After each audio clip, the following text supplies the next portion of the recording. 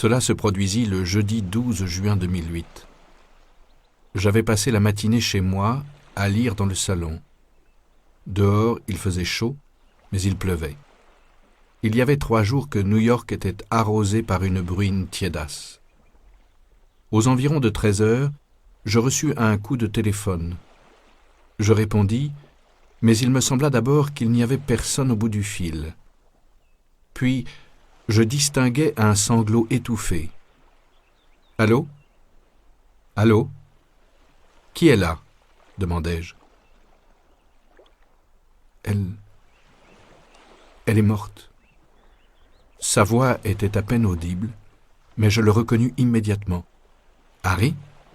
Harry, c'est vous ? Elle est morte, Marcus. » « Morte ? Qui est morte ? » ?»« Nola. »« Quoi ? Comment ça ? » ?»« Elle est morte. Et tout est ma faute. Marcus, qu'ai-je fait ? Bon sang, qu'ai-je fait ? Il pleurait.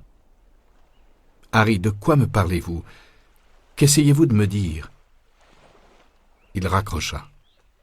Je rappelai aussitôt chez lui, aucune réponse. Sur son portable, sans succès. Je réessayai à de nombreuses reprises, laissant plusieurs messages sur son répondeur. Mais plus aucune nouvelle. J'étais très inquiet. J'ignorais à cet instant précis que Harry m'avait appelé depuis le quartier général de la police d'État, à Concorde. Je ne compris rien à ce qui était en train de se passer jusqu'à ce que, vers 16 heures, Douglas me téléphone. « Marc, nom de Dieu, t'es au courant ?» s'égosilla-t-il. « Au courant de quoi ? Bon sang, va allumer ta télévision. C'est à propos de Harry Kébert. C'est Kébert. »« Kébert ?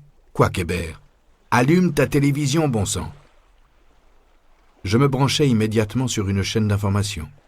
À l'écran, je découvris, stupéfait, des images de la maison de Goose Cove, et j'entendis le présentateur qui expliquait « C'est ici, dans sa maison d'Aurora, dans le New Hampshire, que l'écrivain Harry Kébert a été arrêté aujourd'hui, après que la police a déterré des restes humains dans sa propriété.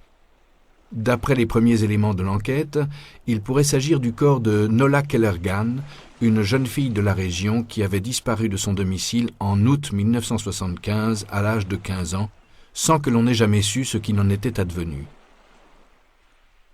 Soudain, tout tourna autour de moi. Je me laissai tomber sur le canapé, complètement hébété.